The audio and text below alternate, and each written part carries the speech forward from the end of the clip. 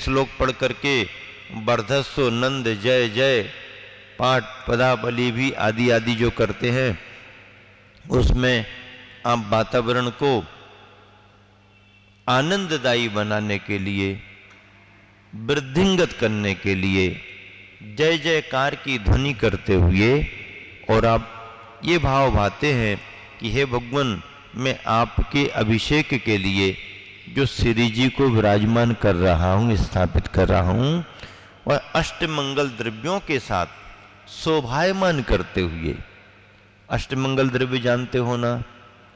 अष्टमंगल, अष्ट द्रव्य तो उदक चंदन तंदुल है। अष्टमंगल द्रव्य में झारी, ठोना, कलश, दर्पण आदि आदि आते हैं। ये अष्टमंगल द्रव्य भी श्री जी की प्रतिमा की शोभा है। प्रत्येक वेदिकाओं पर अष्टमंगल ये विराजमान किए जाते हैं, तो उनके साथ में मैं भगवान का अभिषेक करूंगा आदि आदि ऐसी भावना करता है। फिर मंत्र पढ़ करके धर्म तीर्थादिनाथ भगवान ये पांडुक शिला पीठे सिंहासने तिष्ठ तिष्ठ, ऐसा मंत्र पढ़ करके जिन प्रतिमा सिंहासन पर विराजमान आप करते हैं, प्रतिमा को आप विराजमान कर देते हैं। जब प्रतिमा विराजमान हो जाती है तो फिर श्लोक पढ़ करके चारों कोनों में 4 कलश भी आप स्थापित कर देते हैं। अभिषेक की पीठ स्थित जिनेंद्र भगवान के लिए फिर आप एक अर्घ्य चढ़ा देते हैं। एक तरह से क्रम लिखा हुआ है। श्री जी को विराजमान किया, कलश स्थापित किए और एक प्रारंभ में अर्घ्य चढ़ा दिया। अर्घ्य चढ़ाने के बाद में श्लोक पढ़ा जाता है, शुद्धोदकई महाभिषेकम अभिनयामी आदि आदि जो भाव है, ऐसा श्लोक पढ़ करके मंत्र का उच्चारण किया जाता है। और मंत्र के उच्चारण में ओम ह्रीम श्रीम क्लीम ऐम आरम बम मम हम हम शम शम तम तम पम पम, ये सभी आप पढ़ते हो। उच्चारण पूर्वक शुद्धता पूर्वक पढ़ना पड़ता है। यह मंत्र पढ़ करके आप अभिषेक करते हैं। फिर अगले श्लोक में वृषभादि वीरांतन जलेन स्नपयामी, वृषभादि महावीर पर्यंत आप बार बार पढ़ते जाओ और अभिषेक करते जाओ, बार बार पढ़ते जाओ, अभिषेक करते जाओ। फिर मंत्र और आता है, उसमें फिर शांति मंत्रेण के साथ में उस मंत्र में शांति मंत्रों का पाठ होता है।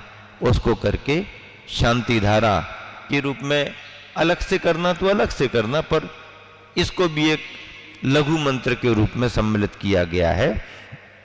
और इसको पढ़ करके फिर चारों कलश जो रखे हुए हैं, उन चारों कलशों को उठा करके फिर आप अभिषेक वगैरह कर लेते हैं इस तरह से। और फिर इन कलशों के अखंड धारा के बाद में श्री वृषभादि वीरांतेभ्यो कहते हुए अनर्घ पद प्राप्त अर्घ्यम निर्वपामति स्वाहा कर देते हैं, अर्घ्य चढ़ा देते हैं। फिर अगला श्लोक पढ़ करके पुष्पांजलि का क्षेपण कर देते हैं। अब इसके बाद में अभिषेक की विधि पूर्ण हो गई। अब प्रतिमा जी का परिमार्जन करते हैं। शुद्ध साफ सुथरे वस्त्र से, वस्त्र कटा फटा नहीं होना चाहिए। अभिषेक करने वाले के वस्त्र भी कटे फटे नहीं होना चाहिए। अभिषेक करने वाले के वस्त्र कटे फटे नहीं होना चाहिए, छिद्र सहित नहीं होना चाहिए, हाँ अखंड होना चाहिए। यदि कहीं पर कुछ ऐसा हो गया, उस वस्त्र को मंत्र की व्यवस्था से अलग कर देना चाहिए, दूसरे वस्त्रों को ही रखना चाहिए। घर पर भी यदि कुछ डैमेज हो गया, कुछ हो गया है, तो उसको ठीक करो, और नहीं है तो फिर दूसरा लाओ वस्त्र। हाँ, फटे वस्त्रों से, कटे वस्त्रों से, छिद्र सहित वस्त्रों से अभिषेक नहीं होना चाहिए। अरे अभिषेक करना तो बहुत दूर की बात, आगे की बात है। घरों में भी कटे फटे वस्त्र नहीं पहनना चाहिए। हाँ, कटे फटे वस्त्र नहीं पहनना चाहिए। सुनो तो, हम क्या कहना चाहते हैं, सुनो पहले। किसी का कपड़ा पुराना होने से डैमेज हो गया है, कुछ फट भी गया है, कोई बात नहीं, नया अभी तुरंत लेने की स्थिति नहीं है, मत लो, रिपेयरिंग कराओ, उसको रिपेयरिंग करा लो। रिपेयरिंग कराने में कोई दोष नहीं है। घर गृहस्थी में ऐसे तुरंत के तुरंत थोड़ी बदले जाते हैं। आप उसका उपयोग करो, आप उसमें अपना दूसरा लगा लो, ये कर लो, वो कर लो, वो लगा करके चलेगा, उसमें कोई अशुभपना नहीं है, कोई अशुभ नहीं, कोई दोष नहीं है। एक बार नहीं 10 बार आप बनाओ, ठीक करो, पहनो। सुई धागा काहे के लिए है? जोड़ने के लिए तो है ना, जोड़ो। जब तक तुम्हारा कपड़ा खींच सके खींचते रहो, कोई दोष नहीं है। लेकिन नया का नया कपड़ा लाए हैं, डिजाइन आप टेलर को दे रहे हैं और उसमें ऐसी ड्रेस बनवा रहे कि जिसमें कटा फटा भाग सामने आ रहा। कटा फटा भाग नहीं आना। कपड़े में कटा फटा भाग अशुभ का प्रतीक है, अशुभ है।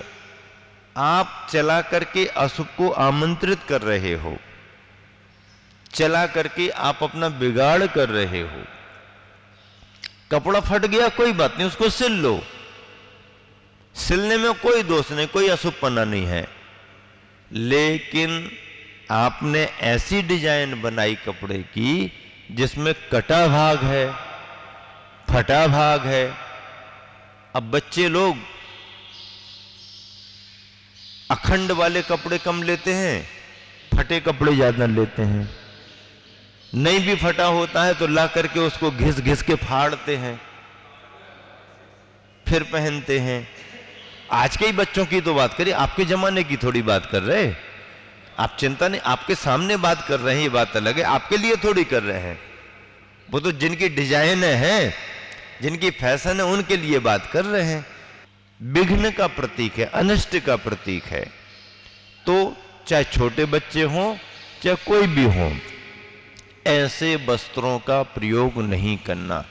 आप कहो महाराज जी आपको पता नहीं है, आजकल ये तो डिजाइन चल रही है, टीवी पर डिजाइनें आ रही हैं। अरे डिजाइन का नाम ले रहे हैं, ये सब संस्कृति की बर्बादी के लक्षण है, संस्कारों की बर्बादी के लक्षण है। डिजाइन है, फैशन ऐसी थोड़ी होती है। डिजाइन वो होती है, कपड़े पर कोई कलर से डिजाइन बनाओ, कोई फूल पत्तियां बनाओ, कोई और चीज बनाओ, तो वो साज सज्जा के रूप में डिजाइन होती है। काटने फाटने के बारे में डिजाइन थोड़ी होती है।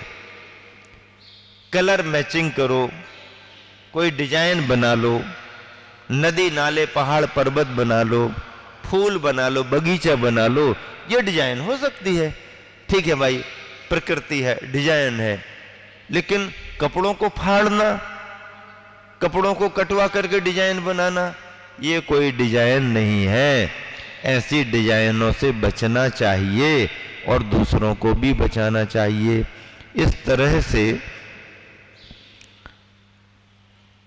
वस्त्र से प्रतिमा का परिमार्जन करें। वस्त्र साफ सुथरा होना, अखंड होना।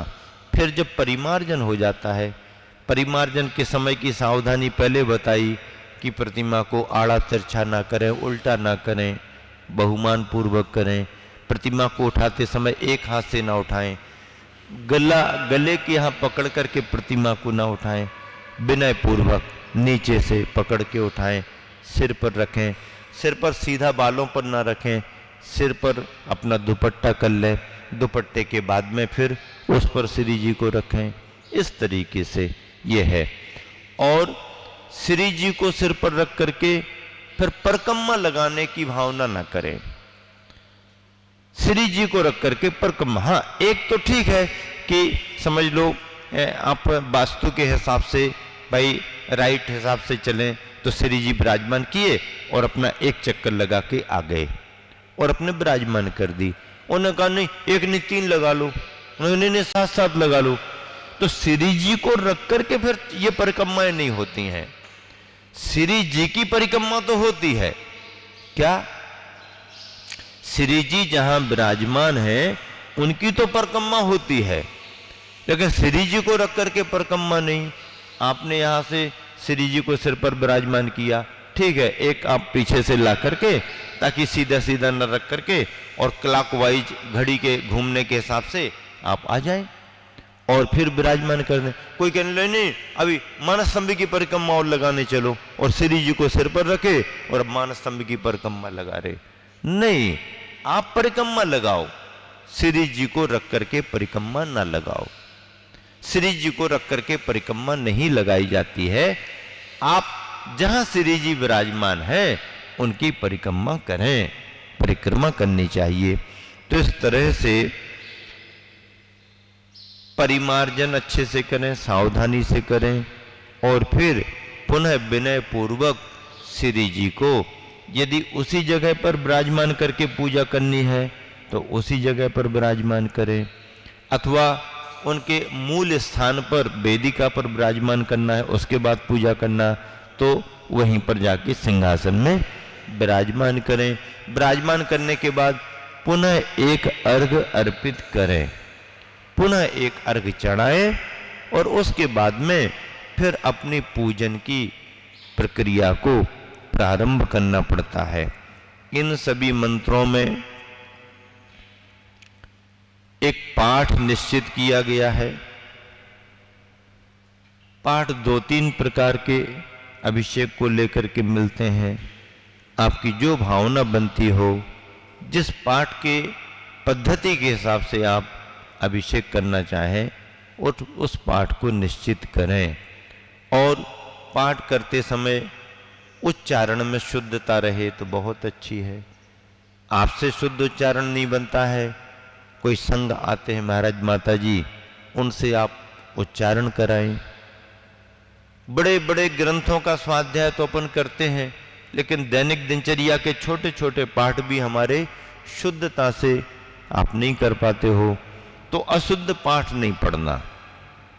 उच्चारण ही तुम्हारा स्पष्ट ना हो तो बात अलग है।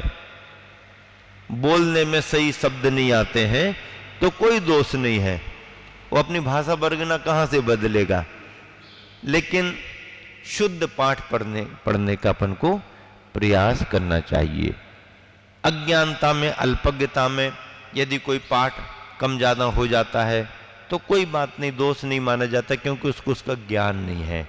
लेकिन यदि अपन ज्ञानार्जन कर करके पाठ को पढ़ेंगे, सीख करके अच्छे से पाठ को पढ़ेंगे, तो अपने पुण्य में और ज्यादा वृद्धि होगी। और पाठों का उच्चारण अपना शुद्ध होना चाहिए। स्पष्ट उच्चारण ना हो पाए तो ना हो पाए, लेकिन शुद्ध उच्चारण तो होना चाहिए। अब उसकी अवस्था के हिसाब से होगा, वो जैसा बोलता है वैसा ही बोलेगा, लेकिन उसको कम से कम शब्दावली के रूप में उच्चारण उसका शुद्ध आना चाहिए। मिष्ट हो या ना हो, पर स्पष्ट हो या ना हो, मिष्ट होना चाहिए, मधुर होना चाहिए। फिर वचन वर्गनाएं जिसकी जैसी होती हैं वैसा होता है। किसी की वचन वर्गनाओं में सरसता रहती है, किसी की वचन वर्गनाओं में बहुत नीरसता रहती है। उसके परिणाम भले बहुत अच्छे हों, लेकिन वचन वर्गना उसकी सरस नहीं निकल पाती है। और कोई कोई व्यक्ति की प्रकृति ऐसी होती है कि उसकी वचन वर्गनाएं बहुत सरस निकलती हैं, तो वो कुछ भी बोले लोगों को अच्छा लगता है। मान लो वो गाली भी दे दे तो लोग उसकी गाली सुन करके हंसते हैं, क्योंकि उसकी वचन वर्गना वैसी है। और कोई अच्छी अच्छी बातें भी सुनाए, अरे यार तुम तो वही अपनी कहानी सुनाते रहते हो। कौआ और कोयल के लिए वो अपन क्या करें? कौआ और कोयल में उसकी वचन वर्गनाओं का ही तो अंतर है। हो सकता कौए के भाव बहुत अच्छे हों, कोयल के भाव उतने अच्छे ना हों।